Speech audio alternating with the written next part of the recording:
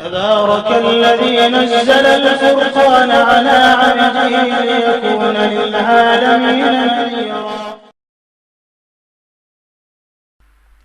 اب ان ہستیوں کا ایک اور عمل میں آپ کی خدمت میں عرض کرتا ہوں۔ علی ابن محمد ضمیری کہتے ہیں میں نے جعفر ابن محمود کی بیٹی سے شادی کی مگر اس سے اولاد نہ ہوئی، یہ بے اولاد لوگوں کے لیے زبردست عمل ہے، اولاد نہ ہوئی۔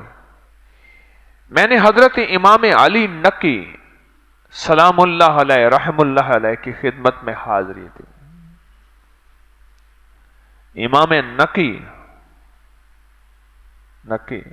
نقی سے نقوی ہوتا ہے، میں ان کی خدمت میں حاضر ہوا اور عرض کیا ان کی بارگاہ میں کہ حضور اولاد نہیں ہے، شادی کی ہے۔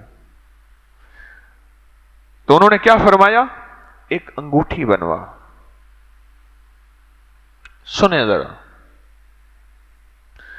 اور اس پر لکھوا رب لا تذرنی فردن وانت خیر الوارثین۔ فرمایا سال ہی نہ گزرا تھا اللہ نے مجھے اسی عورت سے بیٹا عطا فرمایا۔ چاندی کی انگوٹھی ہو، اس پہ باریک یہ لکھا ہوا ہو، لیکن اس پہ شرط ہے جب حاجت کے لیے جائیں اس کو اتار دیں، ادب بہت لازم ہے، اس کو لکھوا لیں اور اس کو پہنتے رہیں۔ رب لا تذرنی فرد، یہ کس کی دعا ہے؟ حضرت زکریا علیہ السلام کی دعا ہے، اور اللہ نے بیٹا دیا اور نام بھی خود رکھ دیا یحییٰ۔ اس کو انگوٹھی پہ لکھوائیں، چاندی کی انگوٹھی پہ، اور لکھوا کر اس کو پہنے، عورت بھی پہنے مرد بھی پہنے، اور بس صرف احتیاط کریں کہ ناپاکی کی جگہ اور انسان جب ناپاک ہو اس وقت اس کو اتار دے، اس کو اتار دے۔